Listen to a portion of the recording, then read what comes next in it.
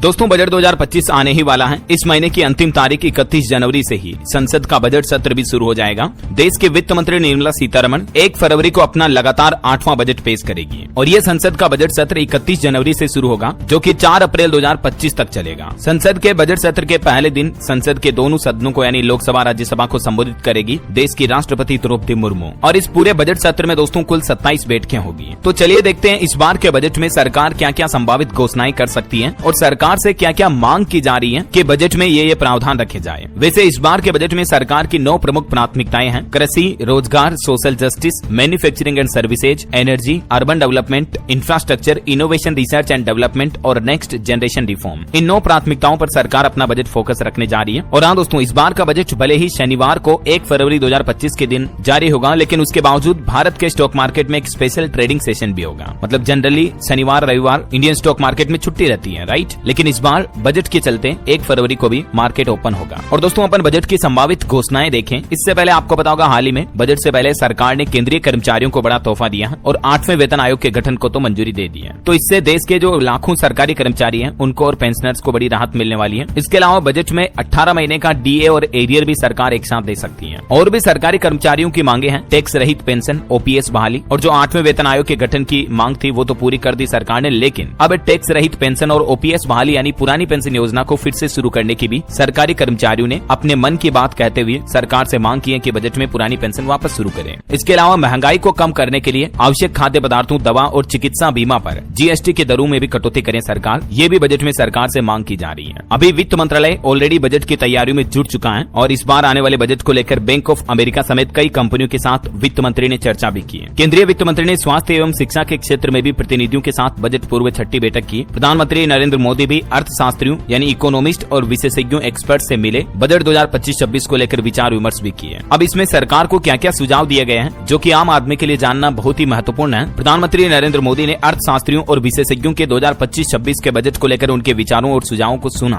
एक तो ये भी मांग की जा रही पब्लिक ओपिनियन है कि किसानों का लोन माफ किया जाए और महंगाई पर लगाम लगाई जाए। वित्त मंत्री की तरफ से आम लोग, आम जनता उम्मीद भरी नजरों से देख रहे हैं कि फरवरी में जो देश की वित्त मंत्री बजट पेश करेगी इसमें लोन माफ करना चाहिए किसानों का और महंगाई कम होनी चाहिए। कहीं न कहीं देखा जाए दोस्तों तो ये वाकई में देश में 2 बड़े गंभीर मुद्दे हैं, तो इन पर भी सरकार को विचार विमर्श करना चाहिए। इसके अलावा भी केपेक्स और इंफ्रास्ट्रक्चर पर फोकस्ड होना चाहिए आम budget. MPC member Nagesh Kumar ने भी सरकार को ये सुझाव दिए हैं। ये सुझाव भारतीय रिजर्व बैंक आरबीआई की जो एमपीसी मॉनेटरी पॉलिसी कमेटी के सदस्य हैं उनकी तरफ से दिया गया है। तो इसका मतलब कहीं न कहीं आपको लोन वगैरह भी सस्ते देखने को मिल सकते हैं बजट के बाद। अगर आरबीआई भी अपनी रेपो रेट में कटौती करता है तो जाहिर सी बात है बैंकों से लोन लेना वगैरह थोड़ा सस्ता होगा। और दोस्तों सरकार का कहीं न कहीं मिडिल क्लास की चिंताओं का वित्त मंत्री निर्मला सीतारमण को भी एहसास है। हाल ही में उन्होंने 2 ऐसे बड़े संकेत दिए थे। एफएमसीजी कंपनियों का भी कहना है कि मिडिल क्लास ने अपने खर्चों में कटौती कर दी है। जो मिडिल क्लास मध्यम वर्ग के लोग हैं उनके हाथ तंग नजर आ रहे, मतलब उनके पास कहीं न कहीं पैसों की कमी है। जब लोगों के पास पैसा ही नहीं होगा तो खर्च किसे करेंगे, है ना।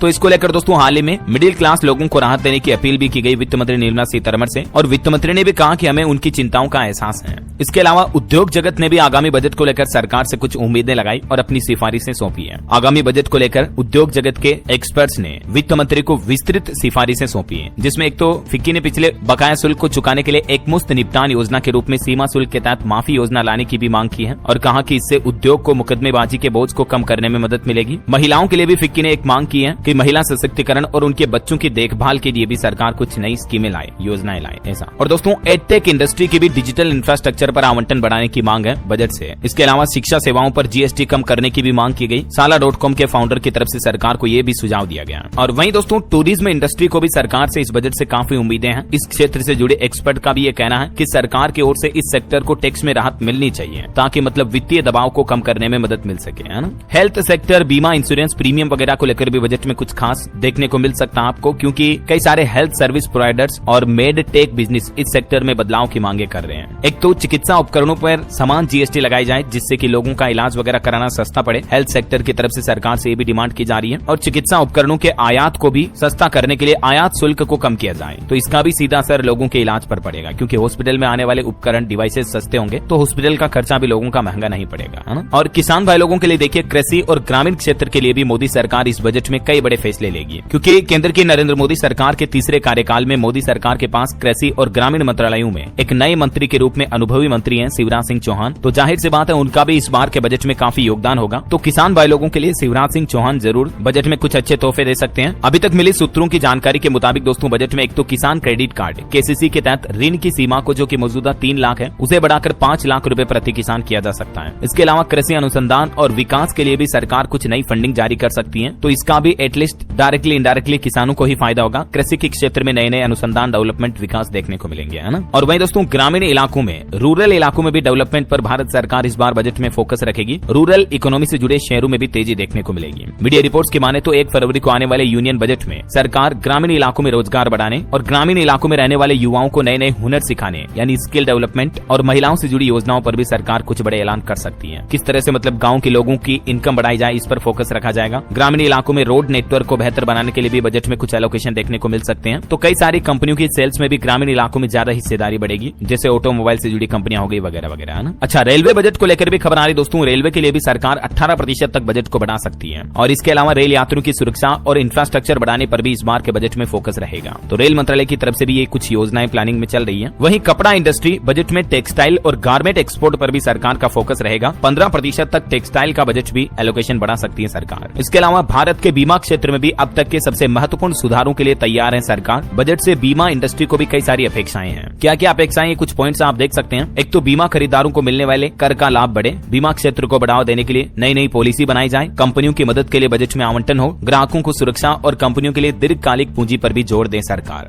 ये मतलब बीमा इंश्योरेंस सेक्टर से भी सरकार की कुछ अपेक्षाएं हैं, मांगे हैं। इसके अलावा टेक्नोलॉजी इंफ्रा में देखिए आप, सरकार एआई यानी आर्टिफिशियल इंटेलिजेंस सेक्टर को भी कुछ बड़ी सौगात दे सकती है। इस बार के बजट में एआई पर कुछ स्पेशल फंडिंग पैकेज का भी ऐलान हो सकता है, क्योंकि अभी आपको पता होगा मार्केट में AI, chat GPT, Google Gemini वगैरह बहुत ज्यादा चल रहे हैं। तो सरकार भी चाहती है कि हमारे देश में ज्यादा से ज्यादा युवा मतलब आर्टिफिशियल इंटेलिजेंस से वाकिफ हो, ये चीजों को सीखे, नई नई टेक्नोलॉजी से जुड़े। तो इसलिए सरकार एआई सेंट्रिक एंटरप्रेन्योरशिप को बढ़ावा देने के लिए और एआई टेक्नोलॉजी को विकास करने के लिए भी बजट में कुछ प्राथमिकताएं दे सकती है, ठीक है ना। और वहीं खबर है किसान भाई लोगों के लिए एक और अपडेट देखिए आप, बजट 2025 में हल्दी बोर्ड के लिए भी अलग से आवंटन हो सकता है। साल 2030 तक सरकार ने हल्दी का निर्यात भी $1 बिलियन तक पहुंचाने की उम्मीद रखी है। और अभी हाल ही में तो आपको पता होगा केंद्र सरकार की तरफ से हल्दी बोर्ड के गठन को भी मंजूरी दे दी है। तो इस बार बजट में अलग से आवंटन भी किया जा सकता है। वहीं इनकम टैक्स को लेकर भी आम आदमी को कुछ राहत मिल सकती है। बजट में कर मुक्त आय का दायरा बढ़ाकर 10 लाख रुपए तक किया जा सकता है। मध्यम वर्ग यानी मिडिल क्लास लोगों को सरकार से बजट में उम्मीदें हैं। दोस्तों, देश आजाद होने से लेकर अभी पिछले साल 2024 तक बजट में आयकर यानी इनकम टैक्स का सफर कुछ यूं रहा। 1947 में सिर्फ 1500 रुपए तक की आमदनी टैक्स फ्री थी। उसके बाद बढ़ते बढ़ते अभी 2024 में आपको पता होगा सरकार ने पिछले साल के बजट में 5 लाख रुपए तक की इनकम को टैक्स फ्री कर दिया था। तो अभी उम्मीद है कि सरकार 10 लाख रुपए या 8 लाख रुपए तक इनकम टैक्स फ्री कर सकती है। और वहीं करोड़ों किसानों के लिए 2 और बड़ी खबर ये निकल कर आ रही है बजट को लेकर कृषि मंत्री की तरफ से भी। वित्त मंत्री निर्मला सीतारमण से कृषि मंत्री शिवराज सिंह चौहान ने कुछ मांगे रखी है, बातचीत की बजट को लेकर। किसानों से जुड़े कई अहम मुद्दों पर बातचीत हुई, जिसमें एक तो जो किसान भाई लोग आंदोलन कर रहे हैं सबसे प्रमुख मुद्दा है एमएसपी। एमएसपी के मुद्दे पर किसानों की नाराजगी को भी कृषि मंत्री ने वित्त मंत्री के सामने बातचीत में रखा।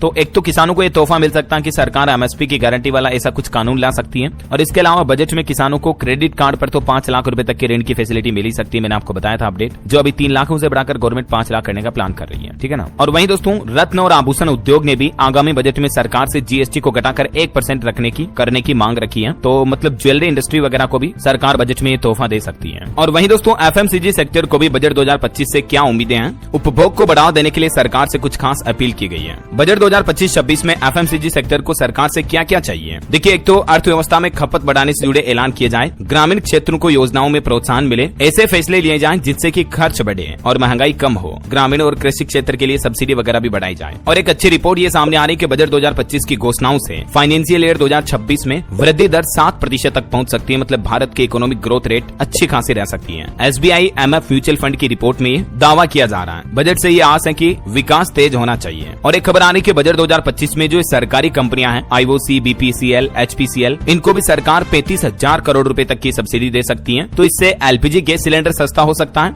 और वहीं दोस्तों पेट्रोल डीजल वगैरह पर भी कुछ राहत इस नए साल 2025 में हमें देखने को मिल सकती है, क्योंकि अगर सरकार इन पेट्रोलियम कंपनियों को